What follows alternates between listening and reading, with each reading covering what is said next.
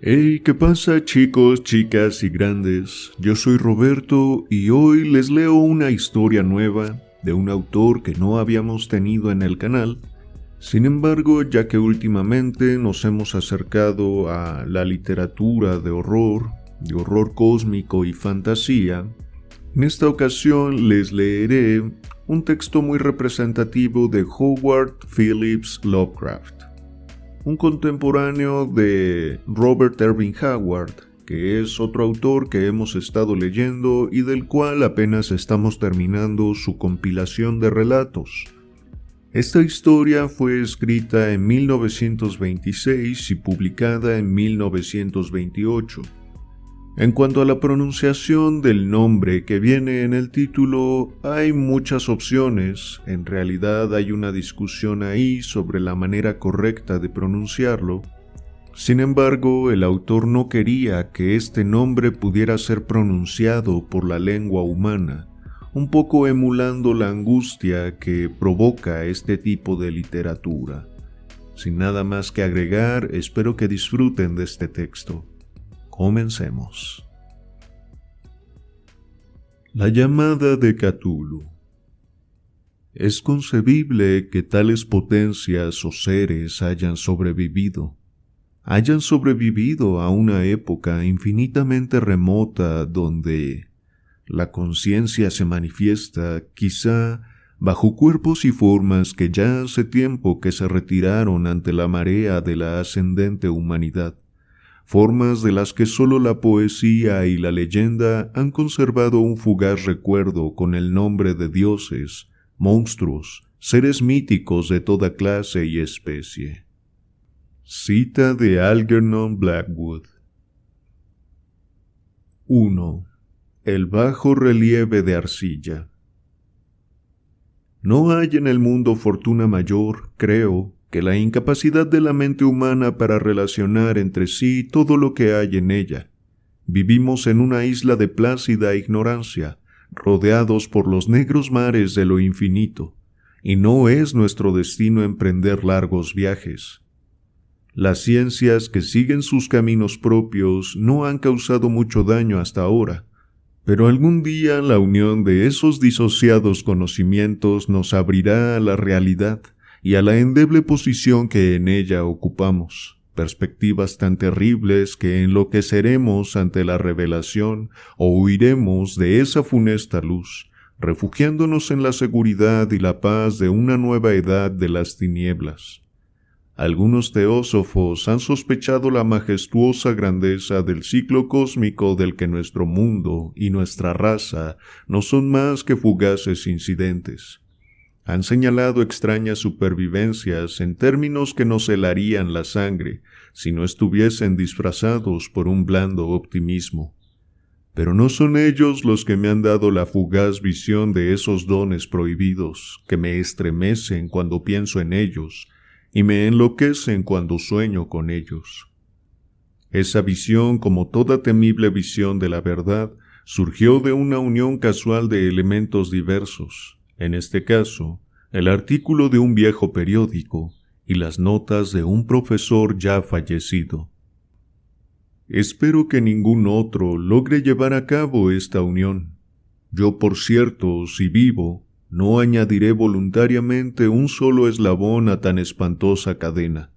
Creo, por otra parte, que el profesor había decidido también no revelar lo que sabía, y que si no hubiese muerto repentinamente, habría destruido sus notas.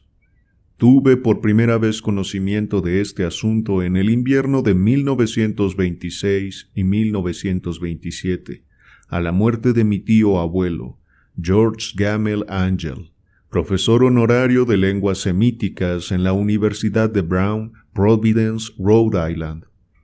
El profesor Angel era una autoridad vastamente conocida en materia de antiguas inscripciones y a él habían recurrido con frecuencia los conservadores de los más importantes museos.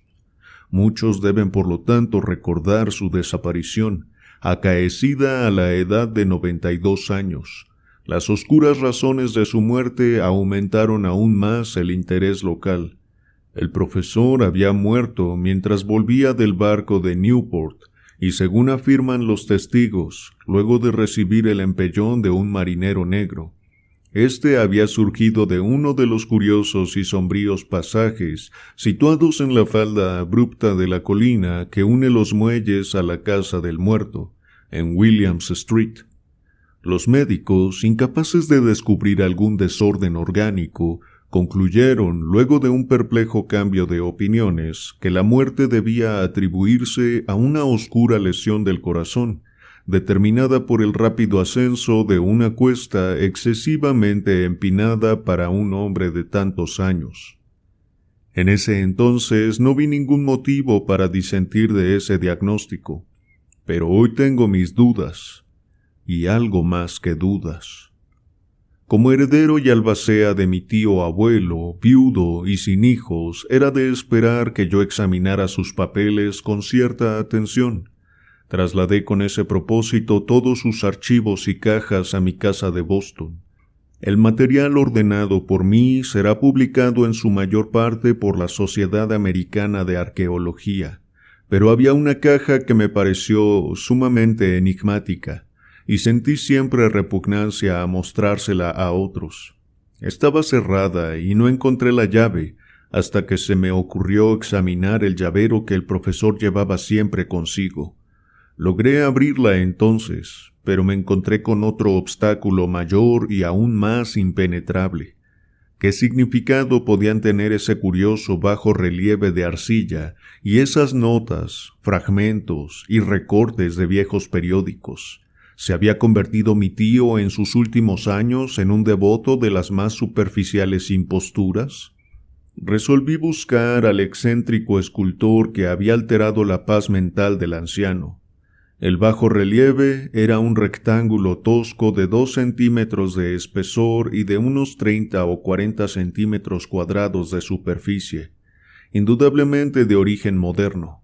Los dibujos, sin embargo, no eran nada modernos, ni por su atmósfera ni por su sugestión, pues, aunque las rarezas del cubismo y el futurismo sean numerosas y extravagantes, no suelen reproducir esa críptica regularidad de la escritura prehistórica, y la mayor parte de los dibujos parecía ser ciertamente alguna especie de escritura.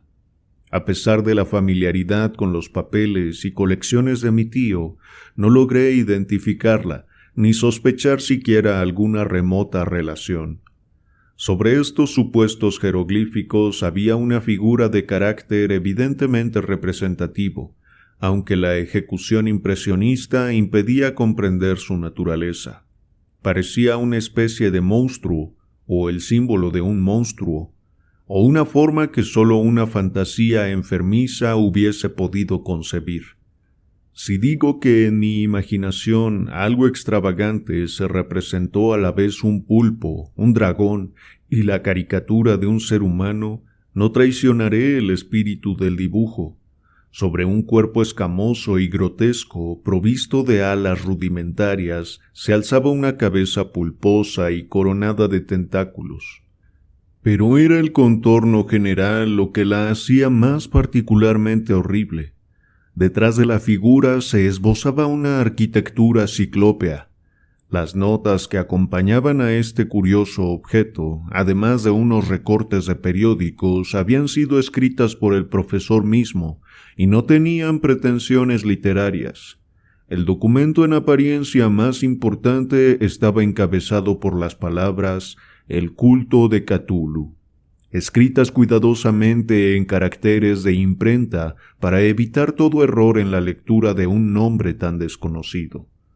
El manuscrito se dividía en 2 secciones. La primera tenía el siguiente título: 1925, Sueño y obra onírica de H. A. Wilcox, Thomas Street 7, Providence, R.I. Y la segunda, Informe del inspector John R. Legras, Bienville Street, 121, Nueva Orleans, a la Sociedad Americana de Arqueología, 1928, notas del mismo y del profesor Webb. Las otras notas manuscritas eran todas muy breves, relatos de sueños curiosos de diferentes personas o citas de libros y revistas teosóficos. principalmente La Atlántida y La Lemuria Perdida de W. Scott Elliot. Y el resto comentarios acerca de la supervivencia de las sociedades y cultos secretos, con referencia a pasajes de tratados mitológicos y antropológicos como La Rama Dorada de Fraser y El culto de las brujas en Europa Occidental de la señorita Murray. Los recortes de periódicos aludían principalmente a casos de enajenación mental y a crisis de demencia colectiva en la primavera de 1925. La primera parte del manuscrito principal relataba una historia muy curiosa.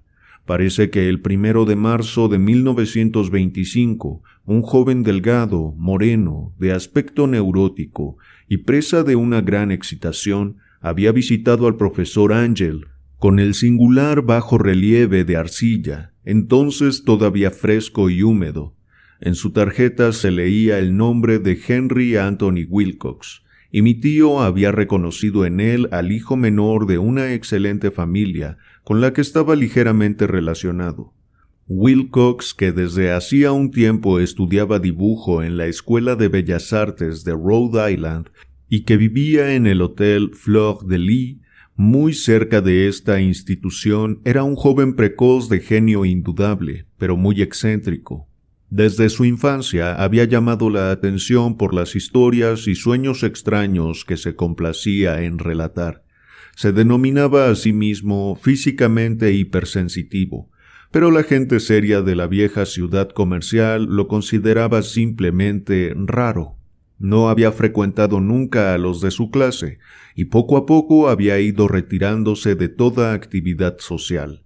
Actualmente solo era conocido por algunos estetas de otras ciudades.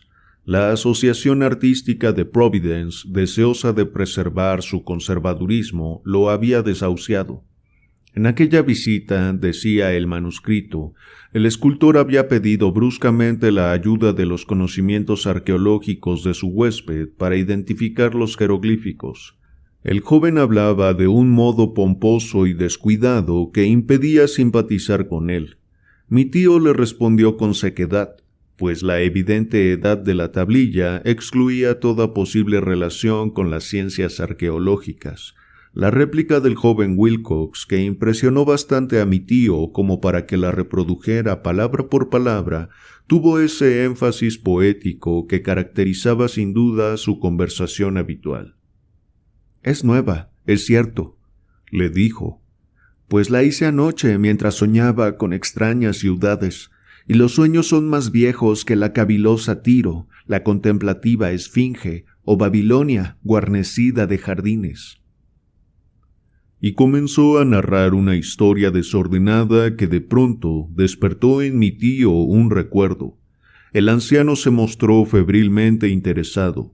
La noche anterior había habido un leve temblor de tierra, el más violento de los que habían sacudido Nueva Inglaterra en esos años últimos, que había afectado terriblemente la imaginación de Wilcox. Ya en cama, y por primera vez en su vida, había visto en sueños unas ciudades ciclópeas de enormes bloques de piedra y gigantescos y siniestros monolitos de un horror latente que exudaban un limo verdoso. Muros y pilares estaban cubiertos de jeroglíficos, y de las profundidades de la tierra, de algún punto indeterminado, venía una voz que no era una voz, sino más bien una sensación confusa que sólo la fantasía podía traducir en sonidos, y que trató de expresar por medio de esta unión de letras casi impronunciables. Cthulhu Fatagan. Esta mezcla de letras fue la llave del recuerdo que excitó y perturbó al profesor Angell.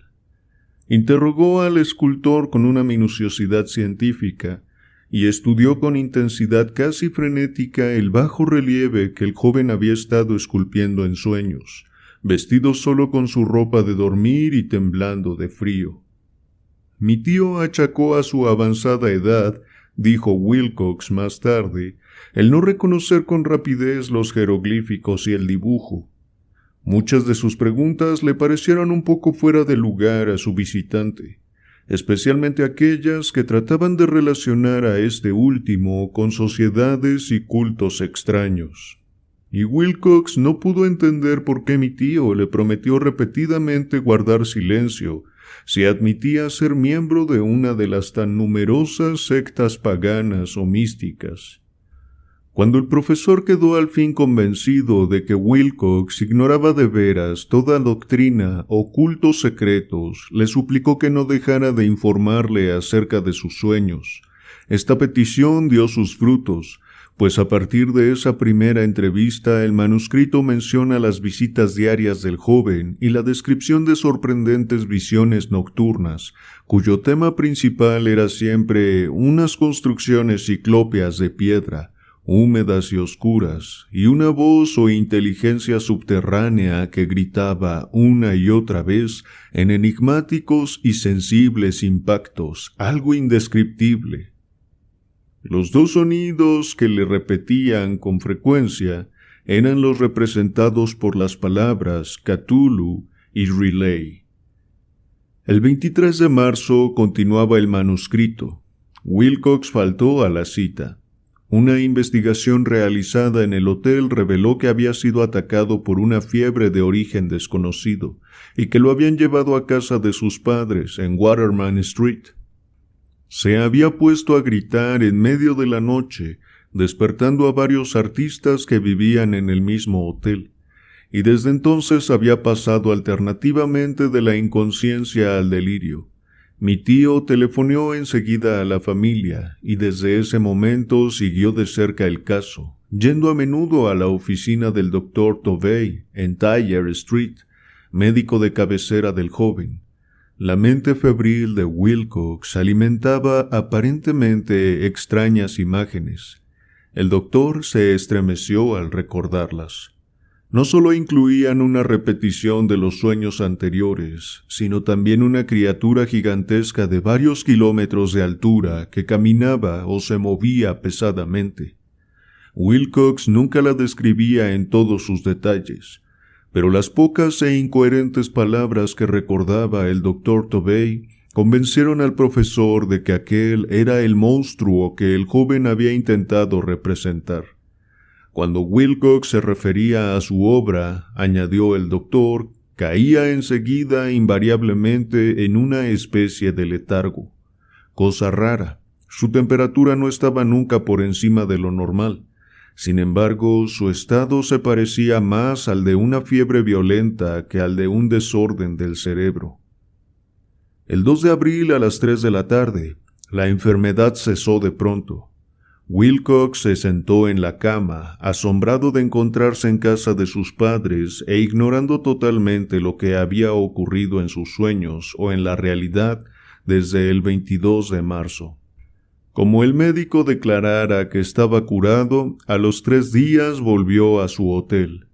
Pero ya no le fue de ninguna utilidad al profesor Angel. Junto con su enfermedad se habían desvanecido todos aquellos sueños, y luego de oír durante una semana los relatos inútiles e irrelevantes de unas muy comunes visiones, mi tío dejó de anotar los pensamientos nocturnos del artista.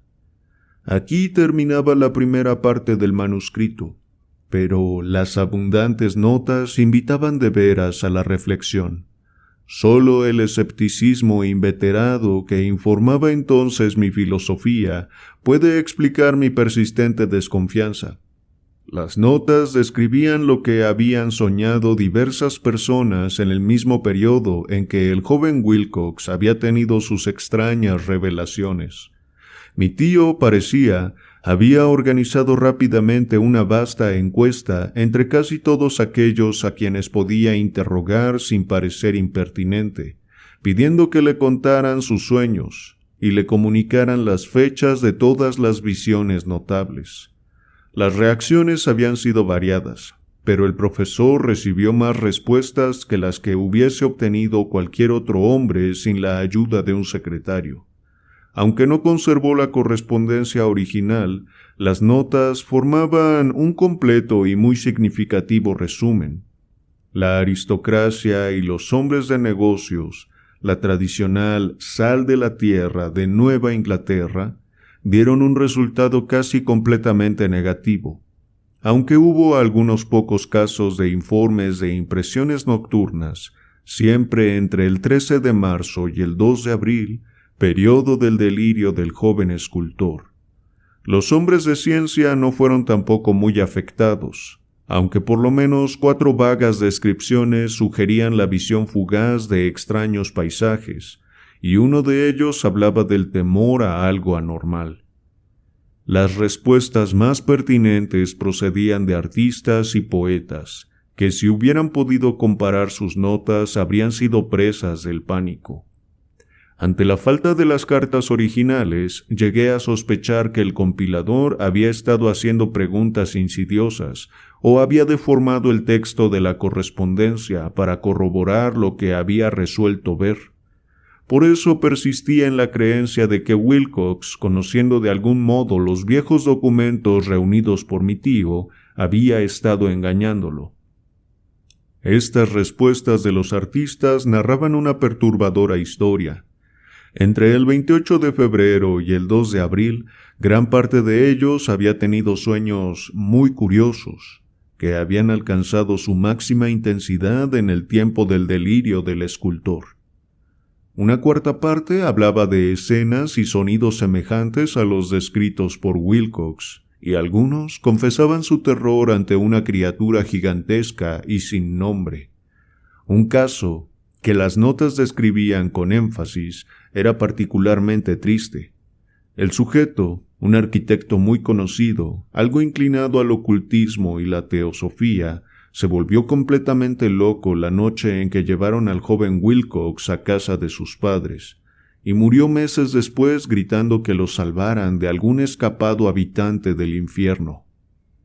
Si mi tío hubiese conservado los nombres de estos casos, en vez de reducirlos a números, yo habría podido hacer alguna investigación personal. Pero, tal como estaban las cosas, solo pude encontrar a unos pocos. Todos, sin embargo, confirmaron las notas. Me pregunté a menudo si aquellos a quienes había interrogado el profesor Ángel se habían sentido tan intrigados como este grupo. Nunca les di explicaciones, y es mejor así. Los recortes de prensa, como ya he dicho, trataban de casos de pánico, manía y excentricidad, siempre en el mismo periodo. El profesor Ángel debió de haber empleado una agencia de recortes, pues el número de estos extractos era prodigioso, y además procedían de todos los rincones del mundo. Uno describía un suicidio nocturno en Londres. Un hombre había saltado por una ventana luego de lanzar un grito horrible. En una confusa carta al editor de un periódico sudamericano, un fanático anunciaba, apoyándose en sus visiones, un futuro siniestro. Un despacho de California relataba que una colonia teosófica había comenzado a usar vestiduras blancas ante la proximidad de un glorioso acontecimiento que no llegaba nunca, mientras que unas noticias de la India se referían cautelosamente a una seria agitación de los nativos, producida a fines de marzo. Las orgías vudúes se habían multiplicado en Haití, y en África se había hablado de unos cantos misteriosos. Los oficiales norteamericanos radicados en Filipinas habían tenido ciertas dificultades con algunas tribus, y en la noche del 22 de marzo, los policías de Nueva York habían sido molestados por levantinos histéricos. Confusos rumores recorrieron también el oeste de Irlanda, y un pintor llamado Ardois Bonnot expuso en 1926 en el Salón de Primavera de París un blasfemo paisaje onírico. En los manicomios los desórdenes fueron tan numerosos que solo un milagro pudo impedir que el cuerpo médico advirtiera curiosas semejanzas y sacase apresuradas conclusiones. Una rara colección de recortes, de veras, apenas concibo hoy el crudo racionalismo con que los hice a un lado. Pero quedé convencido de que el joven Wilcox había tenido noticias de unos sucesos anteriores mencionados por el profesor. 2. El informe del inspector Legras. Los sucesos anteriores por los que mi tío diera tanta importancia al sueño del escultor y al bajo relieve eran el tema de la segunda mitad del largo manuscrito. Ya una vez parecía el profesor Angel había visto los odiosos contornos del monstruo anónimo, había meditado sobre los desconocidos jeroglíficos y había oído las sílabas que sólo la palabra Cthulhu podía traducir. Todo esto había tenido lugar en circunstancias tan sobrecogedoras que no es raro que persiguiese al joven Wilcox con preguntas y ruegos. Esta experiencia anterior había ocurrido 17 años antes, en 1908, mientras la Sociedad Americana de Arqueología celebraba su congreso anual en San Luis. El profesor Angel, por su autoridad y sus méritos, había desempeñado un papel importante en todas las deliberaciones, y a él se acercaron varios profanos que aprovechaban la oportunidad de la convocatoria para hacer preguntas y plantear problemas. El jefe de este grupo no tardó en convertirse en centro de atracción de todo el Congreso. Era un hombre de aspecto muy común, de mediana edad, que había hecho el viaje de Nueva Orleans a San Luis en busca de cierta información que no había podido obtener en su distrito. Se llamaba John Raymond Legras y era inspector de policía. Traía consigo el objeto de su viaje, una estatuilla de piedra, repugnante y grotesca, aparentemente muy antigua, cuyo origen no había logrado determinar. No debe creerse que el inspector Legras se interesara por la arqueología. Todo lo contrario, su deseo de instruirse tenía como único origen razones puramente profesionales.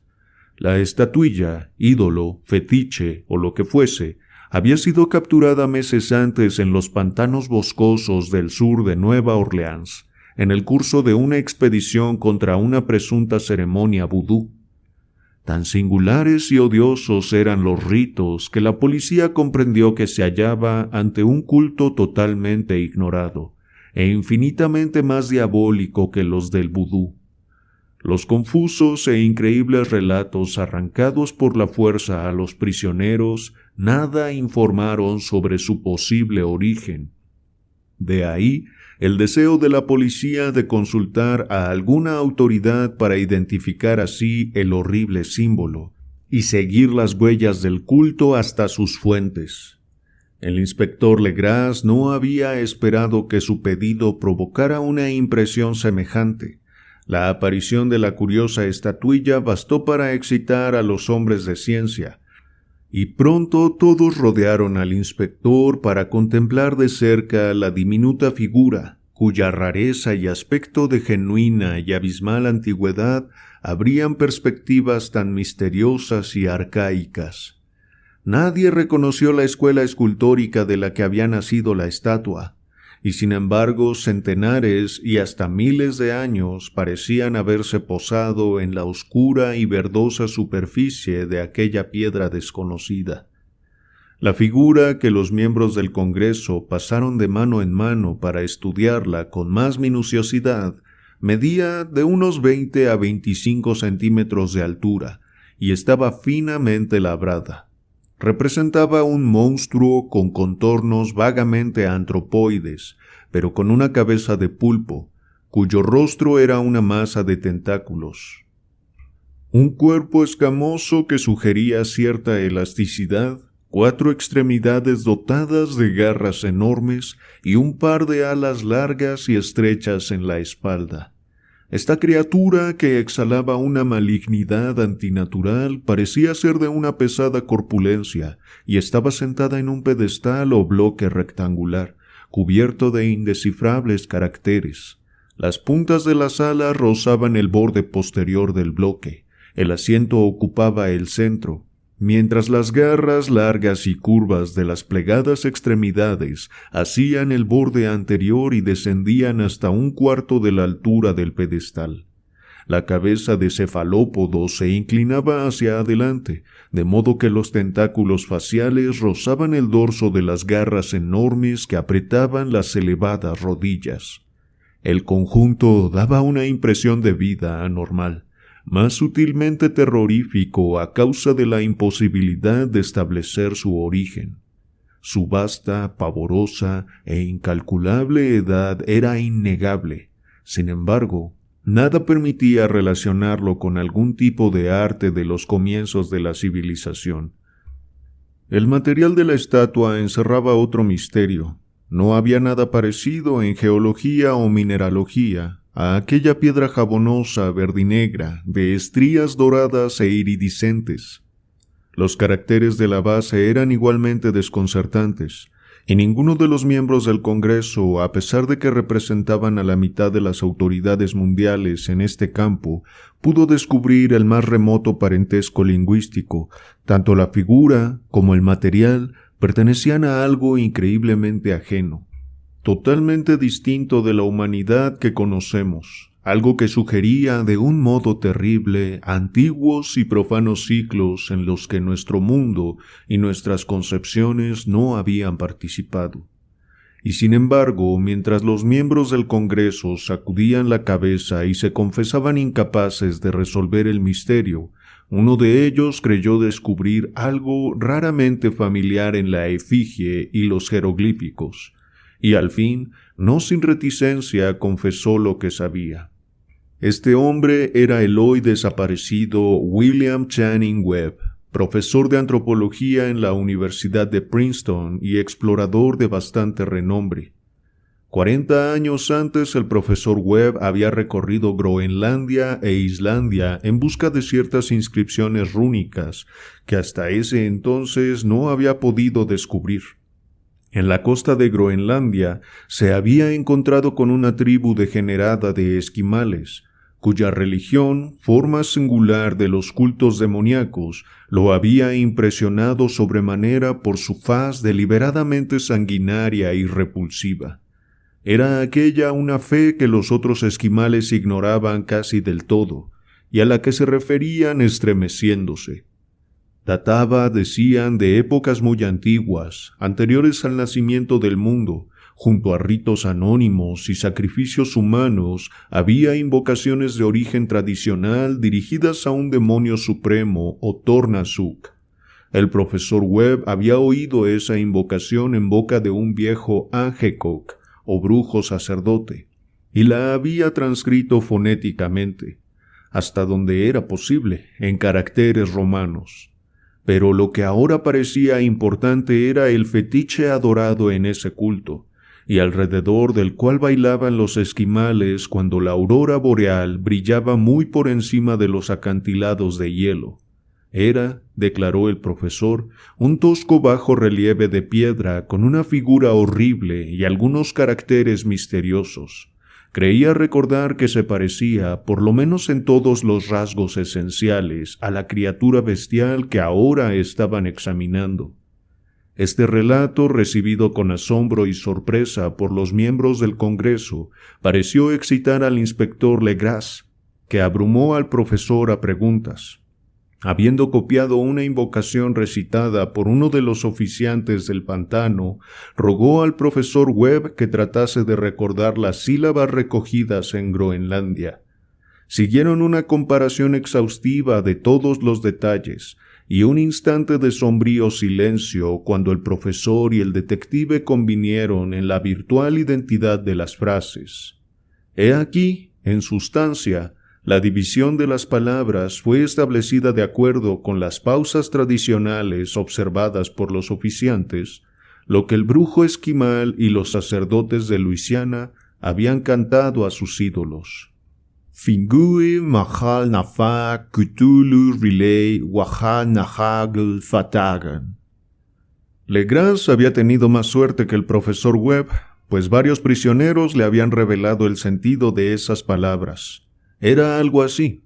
En su casa de Relay, el desaparecido Cthulhu espera soñando. Y entonces, respondiendo a un ruego general, el inspector relató minuciosamente su experiencia con los fieles del pantano. Veo ahora que mi tío dio gran importancia a esa historia.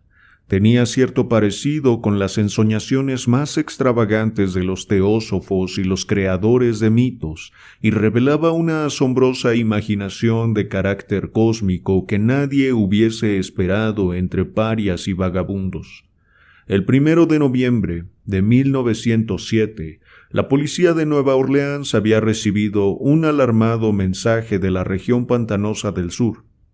Los colonos, gente primitiva pero de buen natural, descendientes en su mayor parte de los hombres de Lafitte, eran presas del pánico a causa de algo desconocido que había invadido la región durante la noche. Se trataba en apariencia de un culto vudú, pero de una especie más terrible que todo lo que ellos conocían. Desde que el malévolo tam-tam había comenzado a sonar incesantemente en aquellos bosques oscuros donde nadie osaba aventurarse, habían desaparecido varias mujeres y niños. Se habían oído gritos irracionales, chillidos desgarradores y cantos lúgubres, y unas llamas diabólicas habían bailado en la espesura. Los vecinos, añadió el aterrorizado mensajero, no podían soportarlo. En las primeras horas de la tarde, 20 policías partieron en 2 carricoches y un automóvil guiados por el tembloroso colono. Cuando el camino se hizo intransitable, abandonaron los vehículos y durante varios kilómetros chapotearon en silencio a través de los espesos bosques de cipreses, donde nunca penetraba la luz del día.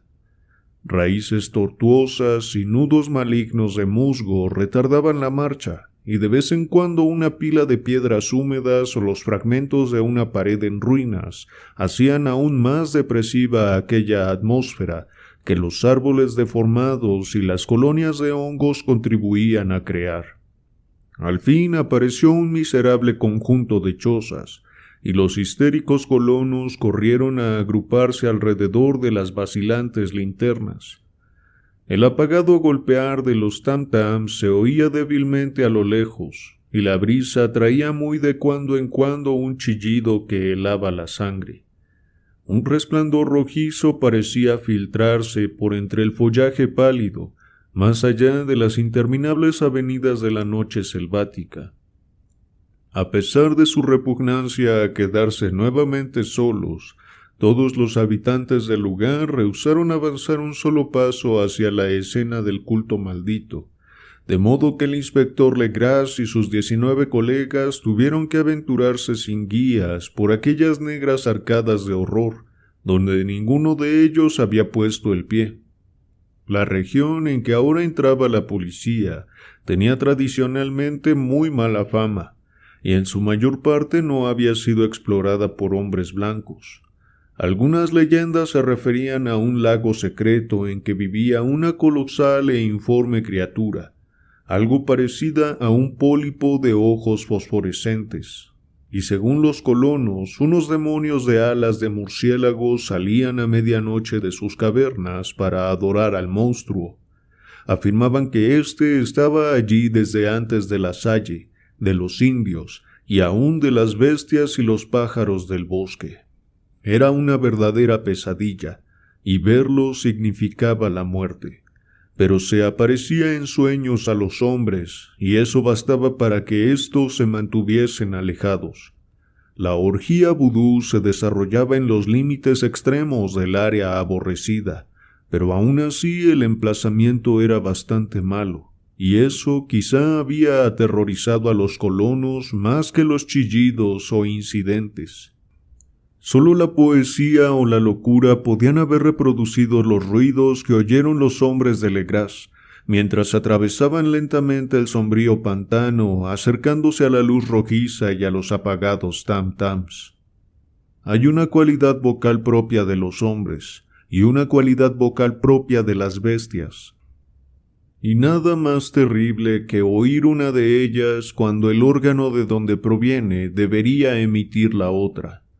Una furia animal y una licencia orgiástica se exacerbaban allí hasta alcanzar alturas demoníacas con gritos y aullidos estáticos que retumbaban en los bosques tenebrosos como ráfagas pestilentes surgidas de los abismos del infierno.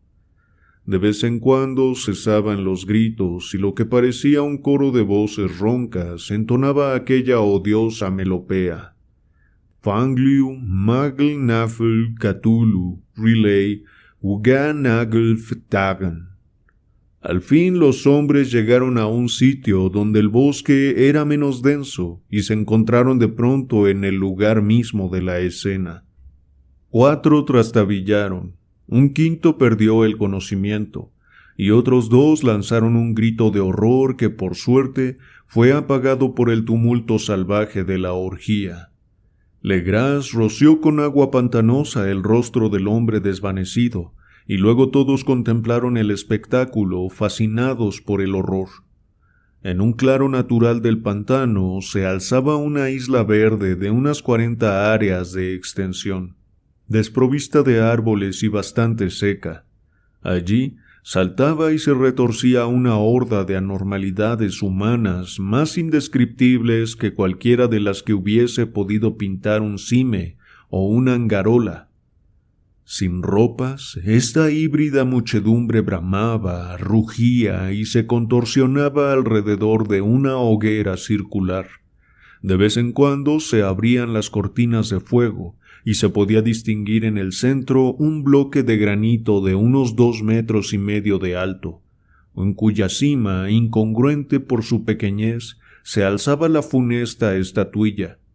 En 10 cadalsos instalados a intervalos regulares en un ancho círculo que rodeaba la hoguera, con el monolito como centro, colgaban cabeza abajo los cuerpos extrañamente mutilados de los desaparecidos colonos.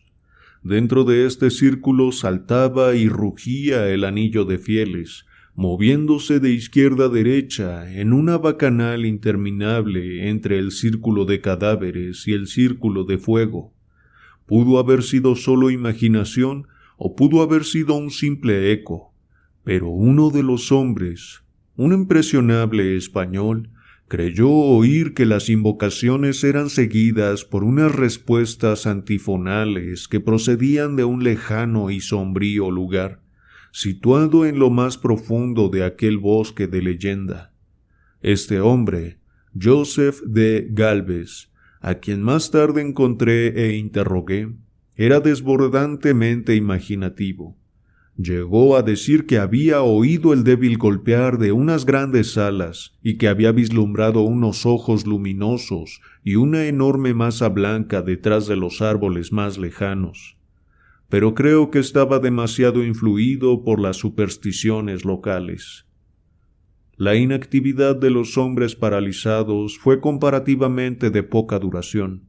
El deber venció pronto todas las dudas, y aunque los celebrantes debían de llegar al centenar, la policía, confiando en sus armas de fuego, irrumpió en medio de la horda. Durante 5 minutos el caos y el tumulto fueron indescriptibles. Hubo furiosos golpes, disparos y huidas, pero finalmente Legras pudo contar 47 prisioneros, a los que obligó a vestirse rápidamente y que rodeó de policías.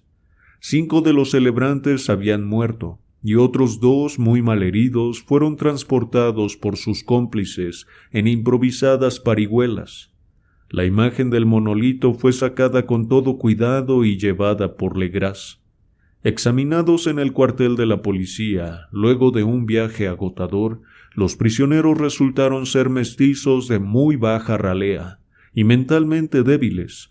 Eran en su mayor parte marineros y había algunos negros y mulatos, procedentes casi todos de las islas de Cabo Verde, que daba un cierto matiz vudú a aquel culto heterogéneo. Pero no se necesitaron muchas preguntas para comprobar que se trataba de algo más antiguo y profundo que un fetichismo africano. Aunque degradados e ignorantes, los prisioneros se mantuvieron fieles, con sorprendente consistencia, a la idea central de su aborrecible culto. Adoraban, dijeron, a los grandes antiguos, que eran muy anteriores al hombre y que habían llegado al joven mundo desde el cielo. Estos antiguos se habían retirado ahora al interior de la tierra y al fondo del mar, pero sus cadáveres se habían comunicado en sueños con el primer hombre, quien inventó un culto que nunca había muerto. Este era ese culto, y los prisioneros dijeron que había existido siempre y que siempre existiría, ocultándose en lejanías desiertas y lugares retirados hasta que el gran sacerdote Cthulhu saliese de su sombría morada en la ciudad submarina de R'lyeh para reinar otra vez sobre la tierra. Algún día vendría cuando los astros ocuparan una determinada posición y el culto secreto estaría allí, esperándolo. Mientras tanto, no podían decir nada más. Se trataba de un secreto que ni la tortura podría arrancarles. La humanidad no era lo único consciente en la Tierra, pues había unas formas que emergían de la sombra para visitar a sus escasos fieles, pero éstas no eran los grandes antiguos. Ningún ser humano había visto a los antiguos.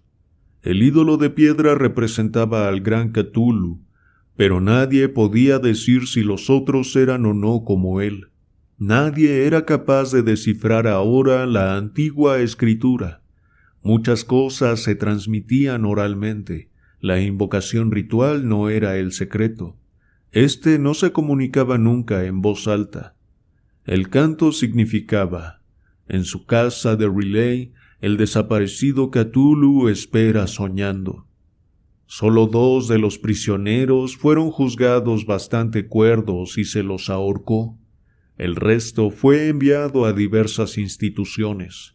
Todos negaron haber participado en los crímenes rituales y afirmaron que los culpables de aquellas muertes eran los Alas Negras, que habían venido hasta ellos desde su refugio inmemorial en el bosque encantado. Pero nada coherente se pudo saber de aquellos aliados misteriosos. Lo que la policía logró obtener salió en su mayor parte de un viejísimo mestizo llamado Castro, quien pretendía haber tocado puertos distantes y hablado con los jefes inmortales del culto en las montañas de China. El viejo Castro recordaba fragmentos de odiosas leyendas que empequeñecían las especulaciones de los teósofos y hacían de nuestro mundo algo reciente y fugaz. En ciclos muy lejanos, otros seres habían gobernado la tierra. Habían vivido en grandes ciudades y sus vestigios podían encontrarse aún, le habían dicho a Castro, los inmortales de China, en unas piedras ciclópeas de algunas islas del Pacífico. Habían muerto muchísimo antes de la aparición del hombre, pero había artes que podrían revivirlos cuando los astros volvieran a ocupar su justa posición en los cielos de la eternidad. Estos seres indudablemente procedían de las estrellas y habían traído sus imágenes con ellos. Estos grandes antiguos, continuó Castro, no eran de carne y hueso. Tenían forma. ¿No lo probaba acaso esta imagen estelar? Pero esa forma no era material. Cuando las estrellas eran propicias, iban de mundo en mundo a través del cielo, pero cuando eran desfavorables no podían vivir. Pero aunque ya no viviesen, no habían muerto en realidad. Yacían todos en casas de piedra en la gran ciudad de R'lyeh, preservada por los sortilegios del gran Cthulhu, para el día en que las estrellas y la tierra pudiesen recibir su gloriosa resurrección. Pero en esa época, alguna fuerza exterior debía ayudar a la liberación de sus cuerpos. Los conjuros que impedían que se descompusieran impedían también que se moviesen, y los antiguos tenían que contentarse con yacer y pensar en la oscuridad mientras transcurrían millones de años.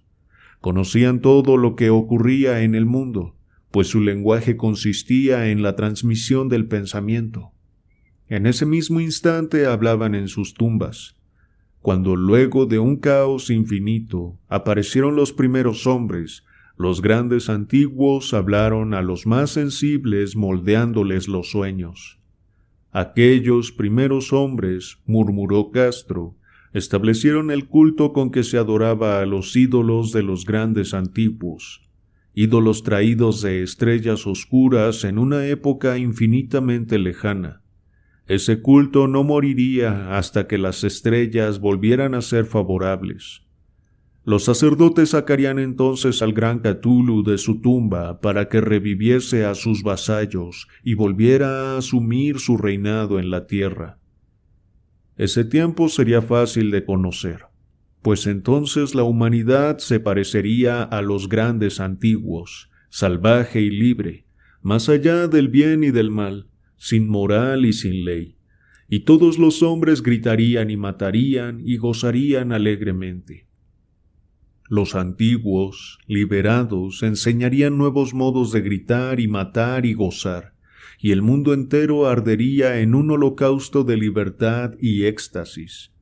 Mientras tanto, el culto con apropiados ritos debía conservar el recuerdo de aquellos días antiguos y presagiar su retorno. En los primeros tiempos, algunos hombres escogidos habían hablado en sueños con aquellos seres, pero luego algo había pasado. La gran ciudad de piedra de Riley, con sus monolitos y sepulcros, se había hundido bajo las olas, y las aguas de los abismos, con ese misterio primigenio en que nadie había pensado ni siquiera en penetrar, habían interrumpido esas citas espectrales. Pero los recuerdos no morían, y los altos sacerdotes afirmaban que, cuando los astros fuesen favorables, la ciudad volvería a la superficie. Entonces los viejos espíritus de la tierra, mohosos y sombríos, saldrían de sus subterráneos y propagaría los rumores recogidos allá, en los olvidados fondos del océano. Pero de ellos el viejo Castro no se atrevía a hablar. Se interrumpió de pronto, y ni la persuasión ni las sutilezas pudieron arrancarle otras informaciones. Tampoco quiso mencionar curiosamente el tamaño de los antiguos. En cuanto al culto, afirmó que su centro debía de encontrarse en los desiertos intransitados de Arabia, donde Irem, la ciudad de los pilares, sueña aún intacta y secreta. No tenía relación alguna con la brujería europea, y sólo era conocido por sus miembros. Ningún libro aludía a él, aunque los chinos inmortales decían que en el Necronomicon del árabe loco Abdul al-Asred había un sentido oculto que el iniciado podía interpretar de muy diversas maneras, especialmente en el tan discutido dístico: no está muerto quien puede yacer eternamente, y con el paso de los años la misma muerte puede morir. Legras, profundamente impresionado y no poco intrigado, había buscado sin éxito las filiaciones históricas del culto. Castro aparentemente había dicho la verdad al afirmar que era un secreto. Las autoridades de la Universidad de Tulane no pudieron arrojar luz alguna sobre el culto o la imagen, y ahora recurría a las mayores autoridades, y se encontraba nada menos que con el episodio de Groenlandia del profesor Webb. El ferviente interés que despertó el relato de Legras, corroborado por la presencia de la estatuilla, tuvo algún eco en las cartas que intercambiaron luego los miembros del Congreso, pero apenas hay alguna mención en el informe oficial. La prudencia es preocupación primordial de aquellos que se enfrentan a menudo con la charlatanería y la impostura. Legras prestó durante un tiempo la estatua al profesor Webb, pero a la muerte de este último le fue devuelta, y está desde entonces en su casa. Allí la he visto no hace mucho tiempo. Es de veras algo estremecedor e indiscutiblemente parecida a la escultura labrada en sueños por el joven Wilcox. No me asombró que mi tío se hubiese excitado con el relato del joven. ¿Qué pudo pensar al saber, ya enterado de la información recogida por Legras, que un joven sensible no solo había soñado la figura y los jeroglíficos de las imágenes del pantano y de Groenlandia, sino que también había oído en sueños 3 de las palabras de la fórmula repetida por los maestros de Luisiana y los diabólicos esquimales. Era natural que el profesor Angel hubiese iniciado instantáneamente una minuciosa investigación, aunque yo en mi fuero interno sospechaba que el joven Wilcox había oído hablar del culto y había inventado una serie de sueños para acrecentar el misterio ante los ojos de mi tío. El relato de los otros sueños y los recortes coleccionados por el profesor parecían corroborar la historia del joven, pero mi bien fundado racionalismo y la total extravagancia del asunto me llevaron a adoptar las conclusiones que estimé más razonables, de modo que, después de estudiar otra vez el manuscrito y comparar las notas teosóficas y antropológicas con la descripción que del culto había hecho Legras, viajé a Providente para ver al escultor e increparle por haberse burlado de tal modo de un sabio anciano.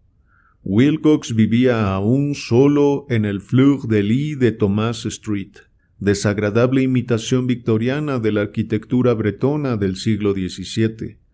La fachada de estuco del hotel lucía ostentosamente entre las encantadoras casas coloniales y a la sombra del más hermoso campanario georgiano que pueda verse en América. Encontré a Wilcox en sus habitaciones sumido en su labor, y comprendí enseguida por las piezas que lo rodeaban que su genio era profundo y auténtico. Creo que durante un tiempo Wilcox figurará entre los grandes decadentes, pues ha cristalizado en arcilla y reflejará un día en mármol esas pesadillas y fantasías evocadas en prosa por Arthur Machen, y que Clark Ashton Smith ha hecho visibles en versos y pinturas. Moreno, frágil y de un aspecto un poco descuidado, Wilcox se volvió lánguidamente y sin dejar su silla me preguntó qué deseaba. Cuando le dije quién era, manifestó un cierto interés, pues mi tío había excitado su curiosidad al examinar sus raros sueños, aunque sin explicar las razones de ese examen. Sin sacarlo de su ignorancia, traté prudentemente de hacerle hablar. Poco tiempo me bastó para convencerme de que era absolutamente sincero. Hablaba de sus sueños de un modo inequívoco. Esos sueños y su residuo subconsciente habían influido profundamente en su arte, y me mostró una estatua mórbida cuyo modelado me estremeció, casi por la fuerza de su oscura sugestión.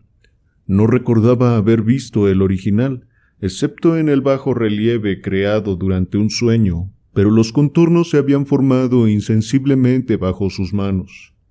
Era, sin duda, la forma gigantesca de la que había hablado en su delirio. Comprobé muy pronto que no sabía nada del culto, salvo lo que el constante interrogatorio de mi tío había dejado escapar, y traté otra vez de concebir de qué modo podía haber recibido esas impresiones sobrenaturales.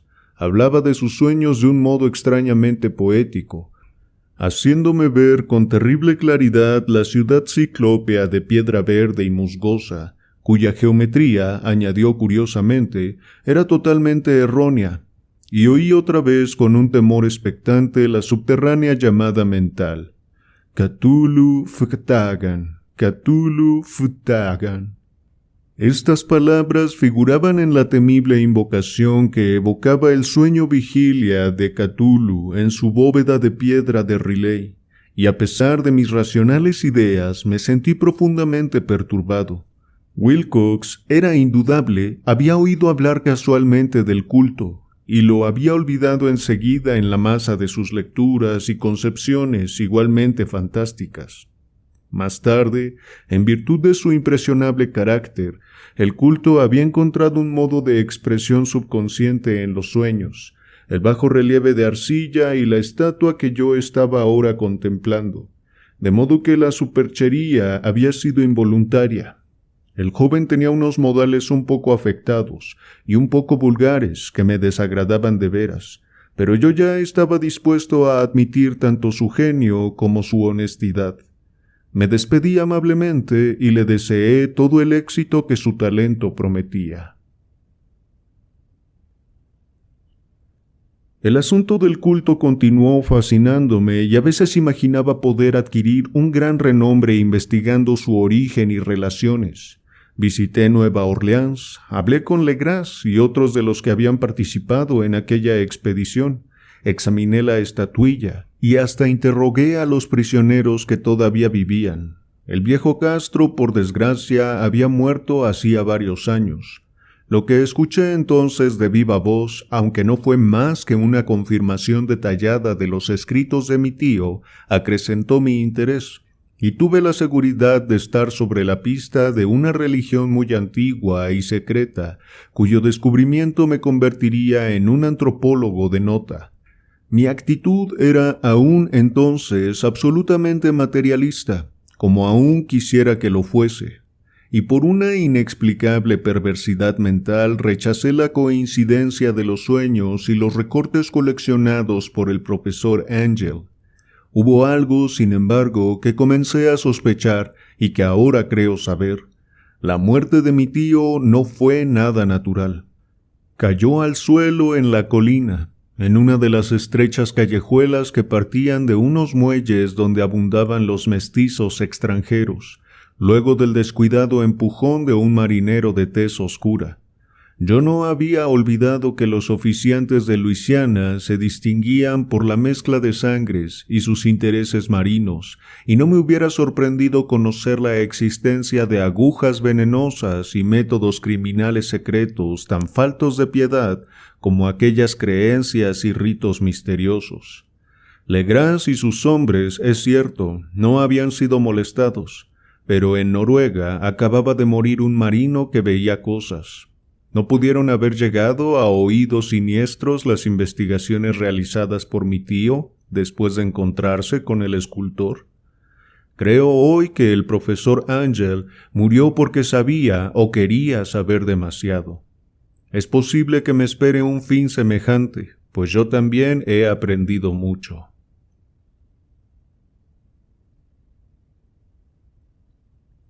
3. La locura del mar. Si el cielo decidiese algún día acordarme un insigne favor, borraría totalmente de mi memoria el descubrimiento que hice, por simple casualidad, al echar una ojeada a una hoja de periódico que recubría un estante. Era un viejo número del Sydney Bulletin del 18 de abril de 1925, con el cual no hubiese podido dar en mi vida cotidiana. Había pasado inadvertido hasta para la agencia de recortes que había estado coleccionando ávidamente durante esa época materiales para mi tío. Había yo casi abandonado mis investigaciones acerca de lo que el profesor llamaba el culto de Cthulhu, y me encontraba de visita en casa de un doctor amigo de Paterson, New Jersey, conservador del museo local y mineralogista de renombre. Examinando un día los ejemplares de reserva, amontonados en desorden en los estantes de una de las salas del fondo del museo, mi mirada se detuvo en la rara ilustración de uno de los periódicos extendido bajo las piedras. Era el Sydney Bulletin que he mencionado. Mi amigo tenía corresponsales en todos los países extranjeros imaginables.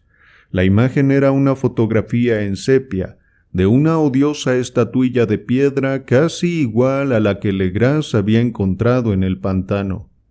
Despojé ansiosamente a la hoja de su precioso contenido. Leí el artículo con sumo cuidado y lamenté su brevedad. Lo que sugería, sin embargo, era de suma importancia para mi ya vacilante búsqueda. Arranqué cuidadosamente la noticia con el propósito de ponerme enseguida en acción. He aquí el contenido.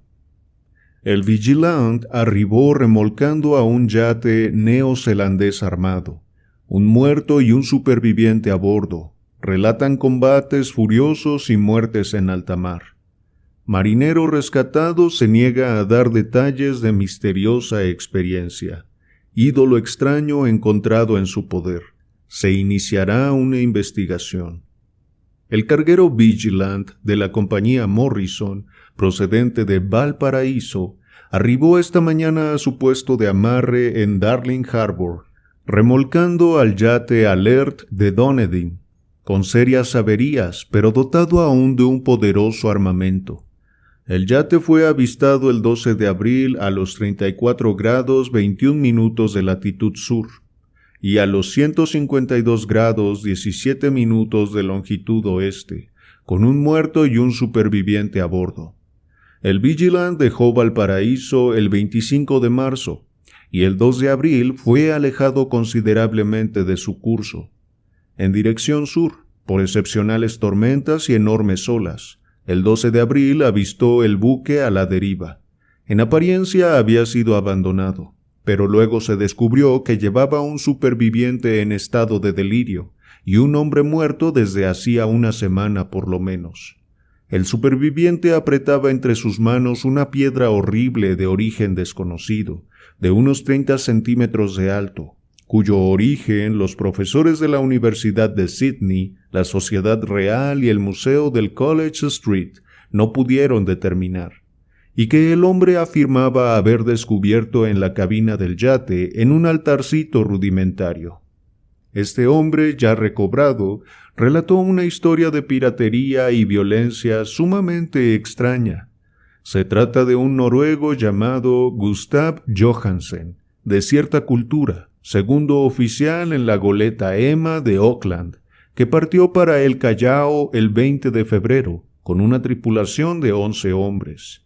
El Emma, dijo, fue retrasado y alejado considerablemente de su ruta por la tormenta del 1 de marzo, y el 22 del mismo mes a los 49 grados 51 minutos de latitud sur y a los 128 grados 34 minutos de longitud este, encontró al Alert, conducido por una tripulación de canacos y mestizos de aspecto patibulario.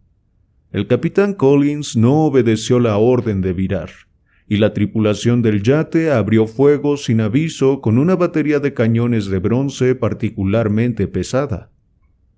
Los marineros del Emma, dijo el superviviente, se resistieron con valentía, y aunque la goleta comenzó a hundirse, pues varios proyectiles habían alcanzado la línea de flotación, lograron acercarse al enemigo y lo abordaron poniéndose a luchar en la cubierta.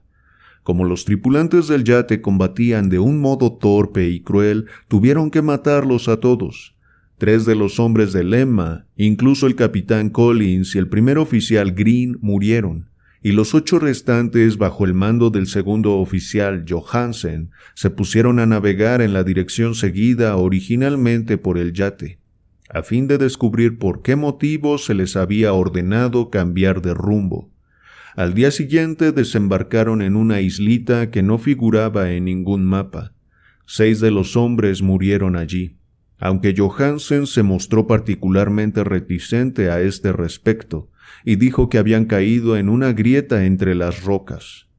Más tarde, parece, Johansen y sus compañeros volvieron al yate y trataron de hacerlo navegar, pero fueron vencidos por la tormenta el 2 de abril. Desde ese día hasta el 12 de abril, fecha en que fue recogido por el Vigilant, Johansen no recuerda casi nada, ni siquiera cuándo murió su compañero William Breeden. La muerte no se debió aparentemente a otra causa que a privaciones. Cables procedentes de Dunedin informan que el Alert era muy conocido como barco de carga y tenía muy mala reputación. Pertenecía a un curioso grupo de mestizos, cuyas frecuentes incursiones nocturnas a los bosques atraían no poca curiosidad. Luego de la tormenta y los temblores de tierra del 1 de marzo se habían hecho apresuradamente a la vela. Nuestro corresponsal en Auckland afirma que el Emma y sus tripulantes gozaban de una excelente reputación y que Johansen es un hombre digno de toda confianza. El almirantazgo va a iniciar una investigación sobre este asunto durante la cual se tratará de convencer a Johansen para que hable más libremente. Eso era todo, además de la diabólica imagen. Pero qué pensamientos despertó en mi mente. Estas nuevas y preciosas noticias acerca del culto de Cthulhu probaban que éste tenía fieles seguidores tanto en el mar como en la tierra. ¿Qué motivo había impulsado a la híbrida tripulación a ordenar el regreso del Alert mientras navegaban con su ídolo? ¿Qué isla desconocida era aquella en que habían muerto 6 de los tripulantes y acerca de la cual el contramaestre Johansen se mostraba tan reticente? ¿Qué resultado había tenido la investigación del almirantazgo y qué se sabía del odioso culto en Dunedin? Y lo más extraordinario, qué profunda y natural relación de hechos era esta que daba una significación maligna e innegable a los sucesos tan cuidadosamente anotados por mi tío. El 1 de marzo, el 28 de febrero, de acuerdo con el uso horario internacional, se habían producido una tormenta y un terremoto. El Alert y su mal encarada tripulación habían dejado rápidamente Dunedin como obedeciendo a una imperiosa llamada, y en el otro extremo de la tierra poetas y artistas habían comenzado a soñar con una ciclópea ciudad submarina, mientras un joven escultor modelaba en sueños la forma del terrible Cthulhu. El 23 de marzo la tripulación del Lemma desembarcaba en una isla desconocida, perdiendo allí 6 hombres, y en esa misma fecha los sueños de algunas personas alcanzaron su mayor intensidad y se oscurecieron con el terror de un monstruo maligno y gigantesco, mientras un arquitecto se volvía loco y un escultor caía presa del delirio. ¿Y qué pensar de esa tormenta del 2 de abril, fecha en que cesaron todos los sueños de la ciudad sumergida, y Wilcox salió indemne de aquella fiebre extraña? ¿Qué pensar igualmente de aquellas alusiones del viejo Castro a los antiguos venidos de las estrellas y a su reino próximo, y a su culto y a su gobierno de los sueños? Estaba balanceándome en el borde de un abismo de horrores cósmicos, insoportables para un ser humano. En todo caso, no afectaron sino a la mente, pues el 2 de abril puso término de algún modo a la monstruosa amenaza que había sitiado el alma de los hombres. Aquella tarde, luego de haber pasado el día enviando telegramas y haciendo urgentes preparativos, me despedí de mi huésped y tomé un tren para San Francisco. En menos de un mes llegué a Dunedin, donde sin embargo descubrí que se sabía muy poco de los extraños miembros del culto que habían vivido en las posadas marineras. El vagabundeo en los muelles era asunto demasiado común, y no valía la pena mencionarlo, pero algo oí a propósito de una expedición terrestre realizada por estos mestizos durante la cual se escuchó el débil golpear de unos tambores y se vio un fuego rojo en las colinas lejanas. En Auckland me enteré de que Johansen había vuelto a Sydney, donde acababa de sometérsele a un inútil interrogatorio, con el pelo totalmente cano, y que después de vender su casita de West Street, había regresado con su mujer a su viejo hogar en Oslo. De su aventura no dijo a sus amigos más de lo que ya sabían los oficiales del almirantazgo, y todo lo que pudieron hacer fue darme su nueva dirección. Volví entonces a Sydney y hablé sin éxito con gente de mar y miembros del tribunal. Vi el Alert en Circular Quay, en la bahía de Sydney, pero nada me reveló su casco. La imagen en cuclillas de cabeza de pulpo, cuerpo de dragón, alas escamosas y pedestal con jeroglíficos se conservaba en el Museo de Hyde Park. La examiné con cuidado y descubrí que estaba exquisitamente labrada y tenía el mismo profundo misterio, terrible antigüedad y sobrenatural rareza de material que el ejemplar más pequeño de Legras. Para los geólogos, me dijo el conservador del museo, la estatua era un enigma monstruoso, y juraba que no había en el mundo una roca parecida. Recordé, estremeciéndome, lo que había dicho el viejo Castro a Legras a propósito de los primeros grandes antiguos. Vinieron de las estrellas y trajeron consigo sus imágenes. Profundamente perturbado, resolví visitar al oficial Johansen en Oslo. Llegué a Londres, me reembarqué enseguida para la capital de Noruega, y un día de otoño eché pie a tierra en un limpio desembarcadero, a la sombra del Eggberg. La casa de Johansen, descubrí, estaba situada en la ciudad vieja del rey Harald Hardrada, que había conservado el nombre de Oslo durante los siglos en que la ciudad principal adoptó el nombre de Cristianía. Hice el corto viaje en un taxi y golpeé con el corazón tembloroso la puerta de una casa vieja y limpia de fachada estucada. Salió a recibirme una mujer de cara triste vestida de negro, quien me comunicó en un inglés vacilante que Gustav Johansen no era ya de este mundo. No había sobrevivido mucho a su regreso, pues su aventura marina de 1925 le había destrozado la salud. La mujer no sabía más que el público, pero Johansen había dejado un largo manuscrito que trataba asuntos técnicos, escrito en inglés, con la intención manifiesta de que su esposa no lo entendiese. Mientras paseaba por una callejuela cerca del muelle de Gothenburg, un paquete de viejos periódicos salido de la ventana de un altillo lo golpeó y lo hizo caer. 2 marineros indios lo ayudaron enseguida a levantarse, pero el hombre murió antes de que llegase la ambulancia. Los médicos, incapaces de precisar la causa del deceso, lo habían atribuido a un malestar del corazón y a un debilitamiento general. Sentí entonces que un oscuro terror que no me abandonaría hasta que a mí también me fuese acordado el eterno reposo, accidentalmente o por otro motivo, me traspasaba los huesos. Habiendo persuadido a la viuda de que mi conocimiento de esos asuntos técnicos me autorizaba a poseer el manuscrito, me llevé el documento y comencé a leerlo en el barco que me conducía a Londres. Era un relato simple, desordenado, un diario de mar redactado de memoria en que se intentaba recoger día a día aquel último y terrible viaje. No lo transcribiré literalmente a causa de sus oscuridades y redundancias, pero mi resumen bastará para explicar por qué el rumor de las aguas contra los costados del buque se me hizo tan intolerable que tuve que taponarme los oídos. Johansen, gracias a Dios, no lo sabía todo, aunque vio la ciudad y el monstruo.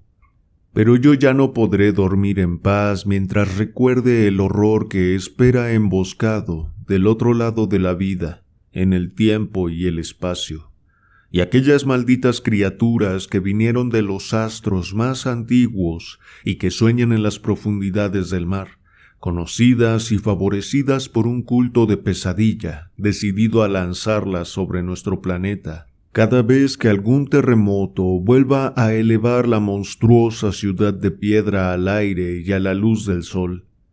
El viaje de Johansen había comenzado tal como lo declara él mismo ante el almirantazgo.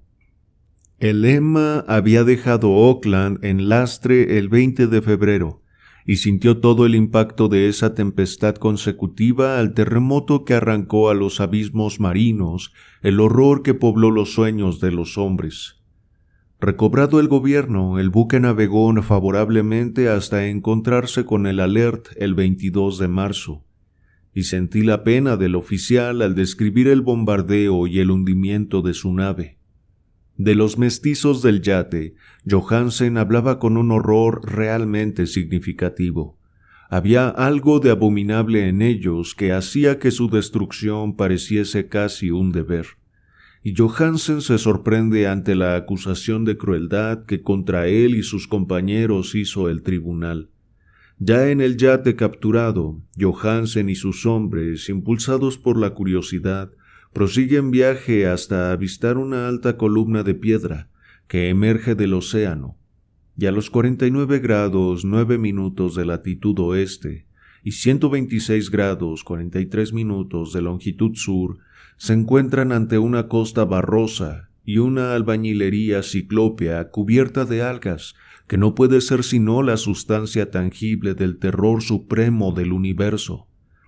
La ciudad muerta de R'lyeh, construida hace millones de años antes de los comienzos de nuestra historia, por las enormes y espantosas criaturas que descendieron desde unos astros desconocidos. Allí yacen el gran Cthulhu y sus compañeros, ocultos en unas bóvedas verdes, húmedas desde donde envían, tras incalculables siglos, pensamientos que aterrorizan a los hombres sensibles y reclaman imperiosamente a los fieles del culto que inicien el peregrinaje de la liberación y la restauración. El oficial Johansen ignoraba todo esto, pero bien sabe Dios que había visto bastante. Creo que emergió de las aguas solo la cima de la ciudadela, coronada por un enorme monolito, donde yace el gran Cthulhu. Cuando imagino el tamaño de todo lo que puede esconder el fondo del océano, siento deseos de morir sin esperar ya más. Johansen y sus hombres se sintieron aterrados ante la majestad cósmica de esta húmeda Babilonia, habitada por demonios, y debieron de sospechar instintivamente que no pertenecía ni a este ni a ningún otro planeta similar. En todas las líneas de la estremecida descripción de Johansen se advierte el mismo pavor. Ante el tamaño increíble de los bloques de piedra verde, ante la altura vertiginosa del monolito labrado, ante la asombrosa identidad de esas colosales estatuas y bajorrelieves con la rara imagen encontrada en la sentina del Alert. Sin conocer el futurismo, Johansen describe al hablar de la ciudad algo muy parecido a una obra futurista. En vez de referirse a una estructura definida o a algún edificio, se reduce a hablar de vastos ángulos y superficies pétreas, superficies demasiado grandes para ser de este mundo y cubiertas por jeroglíficos e imágenes horribles.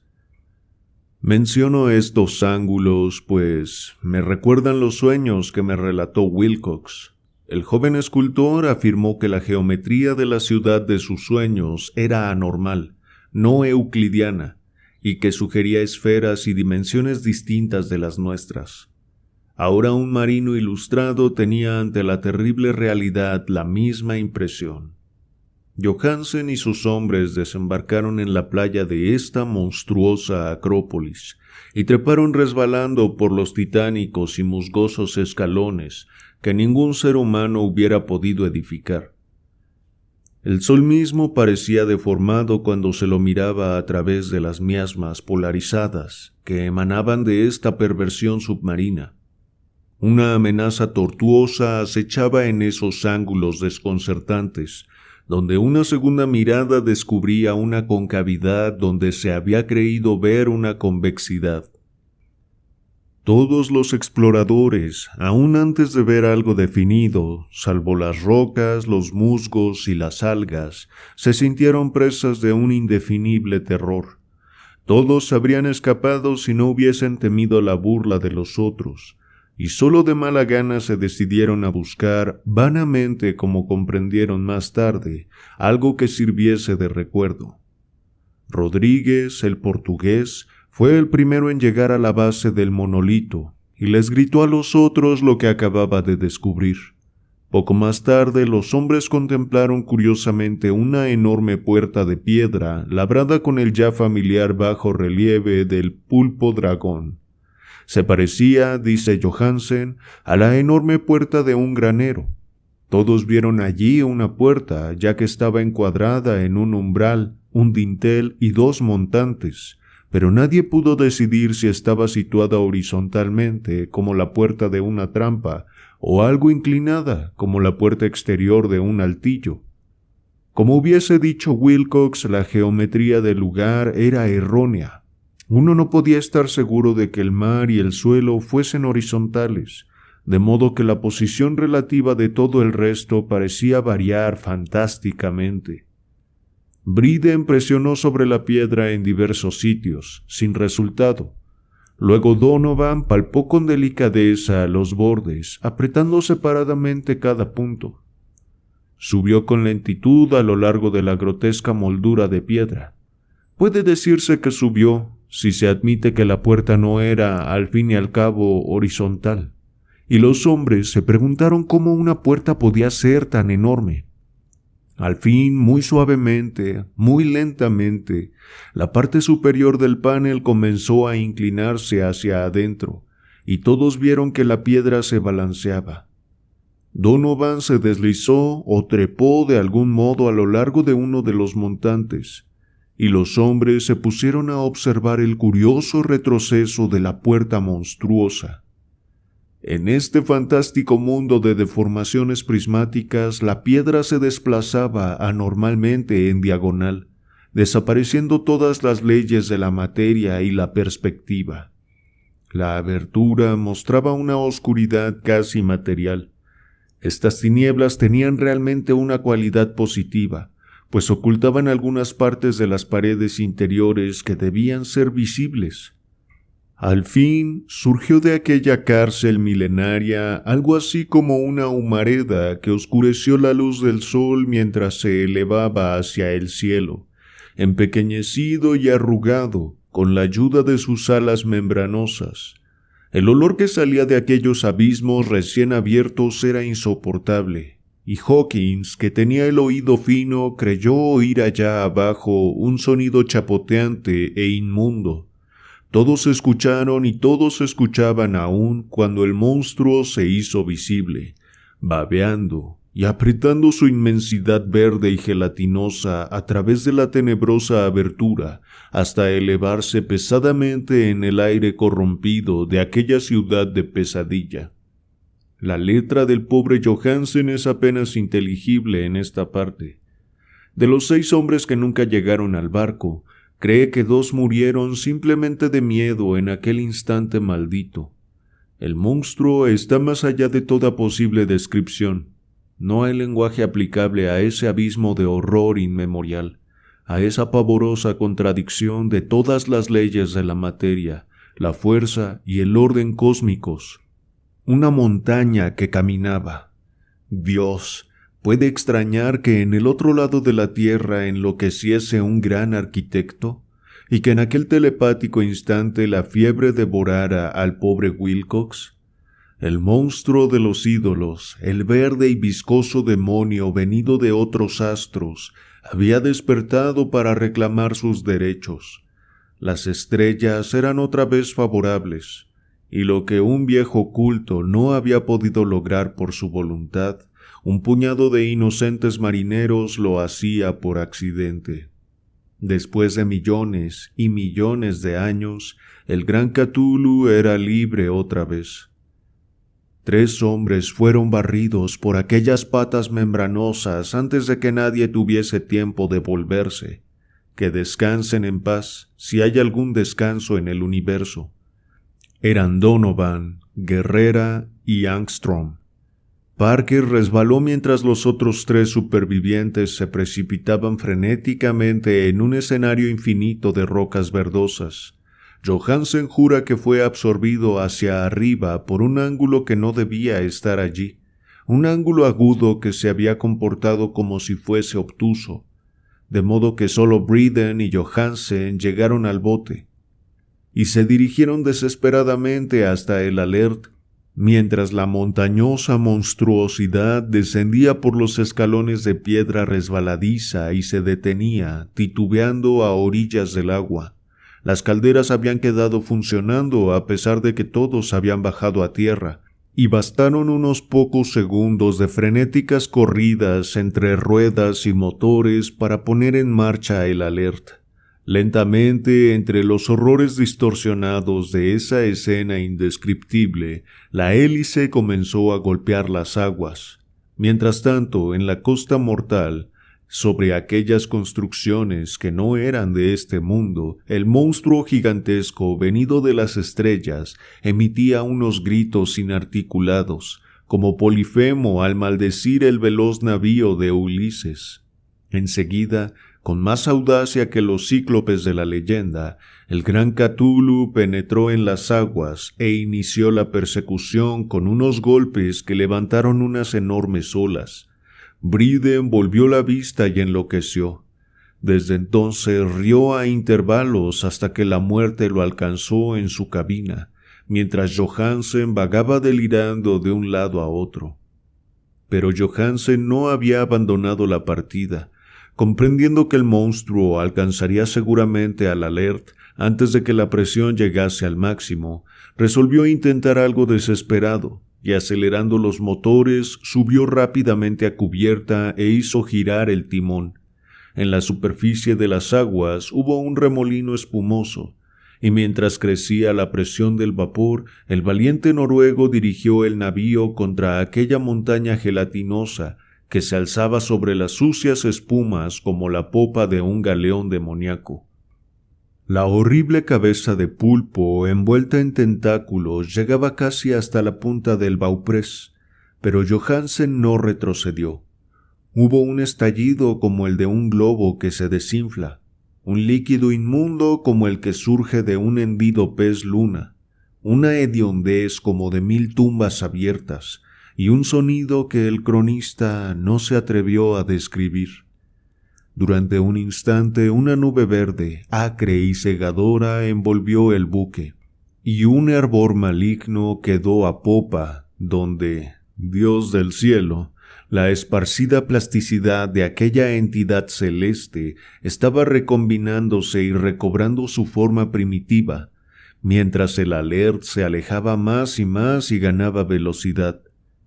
Eso fue todo.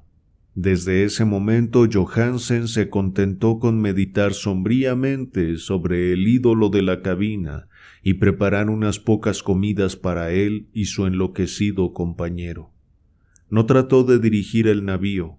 Después de aquel incidente había perdido algunos de los resortes de su alma. Luego sobrevino la tormenta del 2 de abril, que terminó de nublar su conciencia.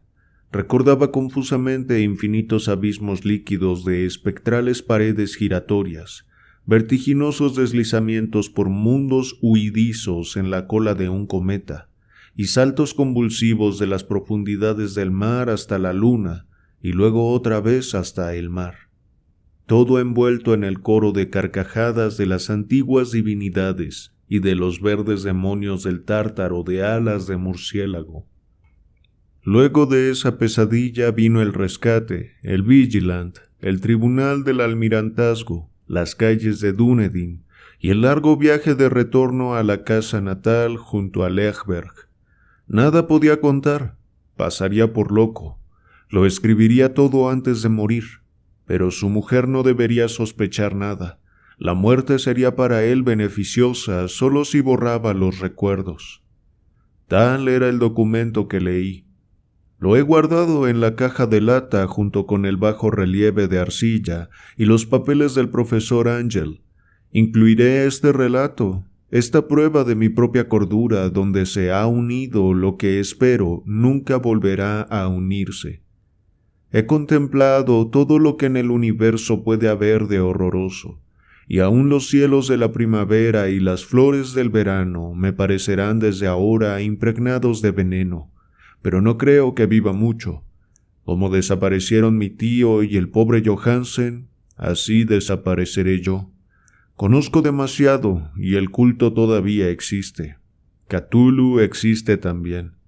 Supongo en ese refugio de piedra que le sirve de abrigo desde que el sol era joven. Su ciudad maldita se ha hundido otra vez, pues el Vigilant navegó por aquel lugar después de la tormenta de abril. Pero sus ministros en la tierra bailan aún, y cantan y matan en lugares aislados, alrededor de monolitos de piedra coronados de imágenes. Cthulhu tuvo que haber sido atrapado por los abismos submarinos, pues si no el mundo gritaría ahora de horror. ¿Quién conoce el fin? Lo que ha surgido ahora puede hundirse, y lo que se ha hundido puede surgir. La abominación espera y sueña en las profundidades del mar, y sobre las vacilantes ciudades de los hombres flota la destrucción. Llegará un día, pero no debo ni puedo pensarlo. Ruego que, si no sobrevivo a este manuscrito, mis albaceas cuiden de que la prudencia sea mayor que la audacia e impidan que caiga bajo otros ojos. Fin.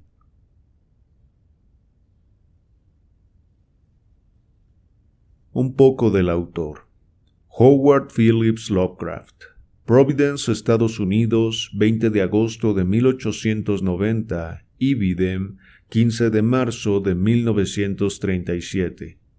Fue un escritor estadounidense, autor de novelas y relatos de terror y ciencia ficción. Se lo considera un gran innovador del cuento de terror al que aportó una mitología propia, los mitos de Cthulhu, desarrollada en colaboración con otros autores y aún vigente. Su obra constituye un clásico del terror cósmico materialista, una corriente que se aparta de la temática tradicional del terror sobrenatural, satanismo y fantasmas, incorporando elementos de ciencia ficción, razas alienígenas, viajes en el tiempo, existencia de otras dimensiones. Cultivó también la poesía, el ensayo y la literatura epistolar.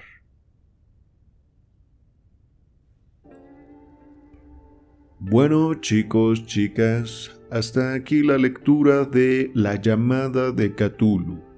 Como les decía al inicio, es solo una muestra muy representativa de la literatura de este autor. Si quieren escuchar más de él, déjenlo en los comentarios.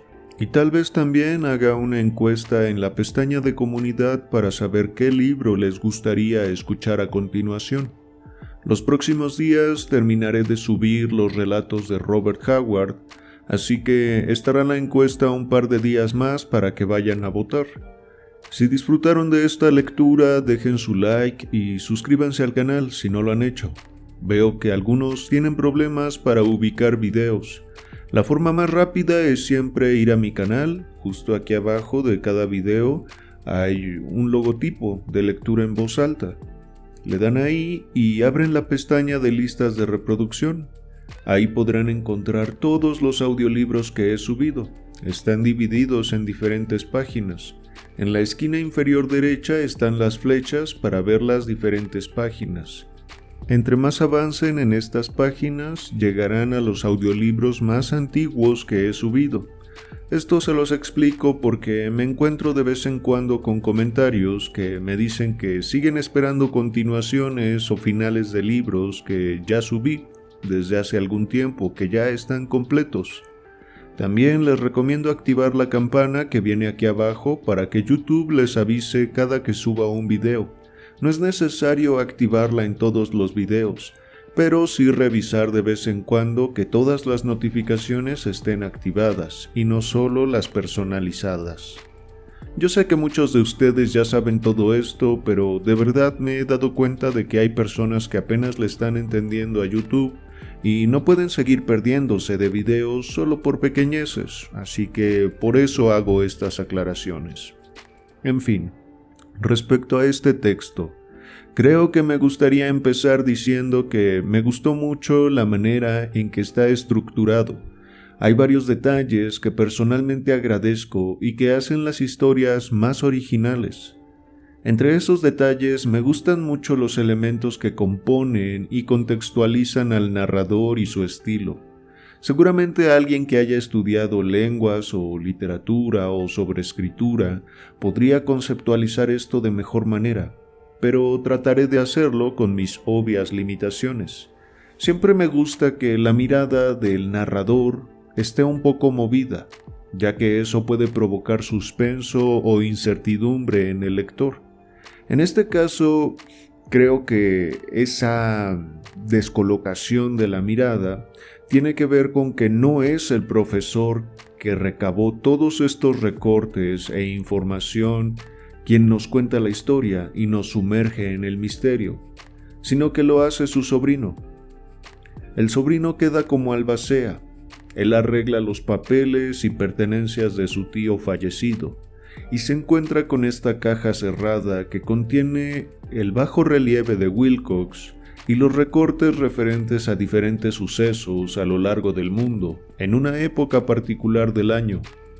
Todo esto le parece muy extraño a nuestro narrador, es decir, le causa ruido que su tío tuviera ese tipo de recortes, ese tipo de pertenencias, que aludían a algo meramente irracional, siendo que su tío siempre había sido un hombre muy racional, era arqueólogo. era respetado por la cultura científica. Es cuando nos deja muy claro que su postura inicial es casi de burla hacia su tío, pensando que la vejez ya lo estaba llevando por un camino poco racional y cuerdo.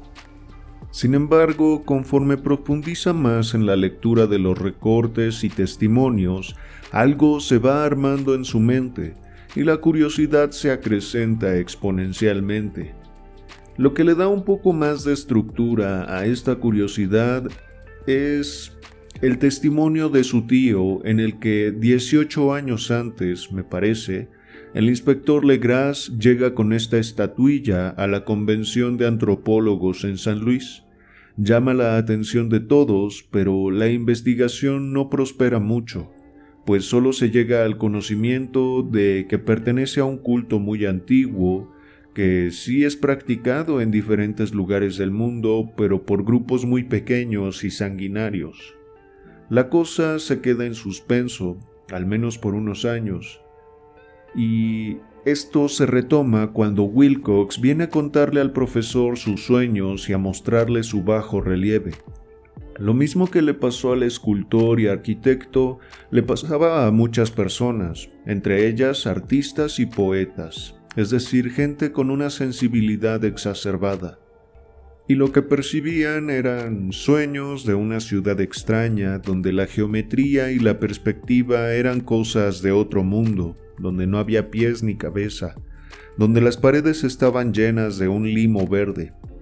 Pero no solo eso, sino que también escuchaban tambores o palabras extrañas, o directamente veían a Cthulhu esperando en las profundidades. Al parecer, estos sueños y visiones eran un preludio para la salida de Cthulhu. Era la llamada de este monstruo, no solo de sus fieles esparcidos por todo el mundo, sino una llamada para aquellos que pudieran escucharlo. Nuestro narrador lleva la investigación de su tío algunos pasos más allá de lo que llegó este. Visita a todos los implicados, desde Wilcox hasta Legras y Johansen. A este último ya no lo alcanza a ver con vida, pero sí se encuentra con el manuscrito que dejó, donde nuestro narrador halla el testimonio que une muchos de los puntos, tanto de los recortes de la caja como de las experiencias de Wilcox. Mientras algunos tenían visiones, otros eran llamados a selvas profundas y otros a los océanos. Estos últimos tuvieron la desgracia o la fortuna de ver a Cthulhu con sus propios ojos. Del impacto, ya fuera mental o físico, algunos murieron, y solo Johansen con uno de sus colegas logra huir, pero el otro no logra mantenerse cuerdo frente a tal situación, así que Johansen tiene que hacerse cargo de la situación. Con Cthulhu persiguiéndolos, él sabe que el barco no tomará suficiente potencia para huir, sino que antes serían alcanzados, por lo cual da la vuelta al timón y se estrella de lleno con Cthulhu, el cual queda deshecho, pero no por mucho tiempo, pues se vuelven a unir todos sus fragmentos. Fue así como logra escapar, pero con el alma y la cordura pendiendo de un hilo. A la vez que Cthulhu salía de su descanso de esta puerta extraña, al mismo tiempo Wilcox caía enfermo con fiebre al otro lado del mundo, y estuvo así hasta que Cthulhu regresó a las profundidades, a dormir un poco más. Creo que la historia en sí es muy interesante, algo muy distinto al menos a lo que yo suelo leer, y que lleva el terror y la incertidumbre a niveles precisamente cósmicos.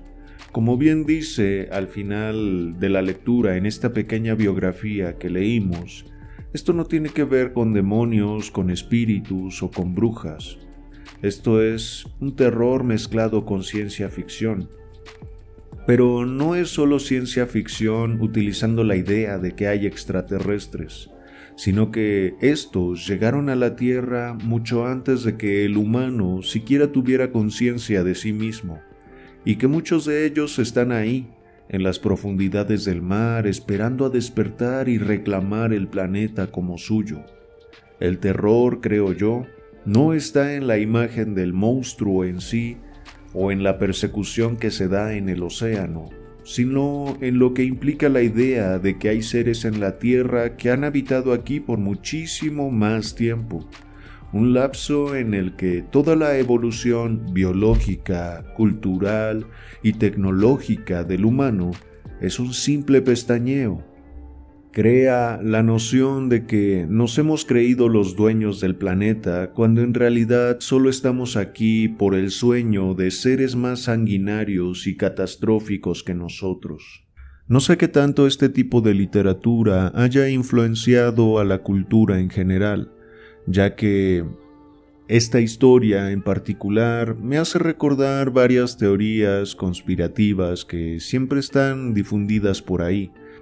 Cada una tendrá sus propias particularidades, cada una tendrá sus propios sentidos, pero creo que esta historia de ciencia ficción conecta mucho con ellas.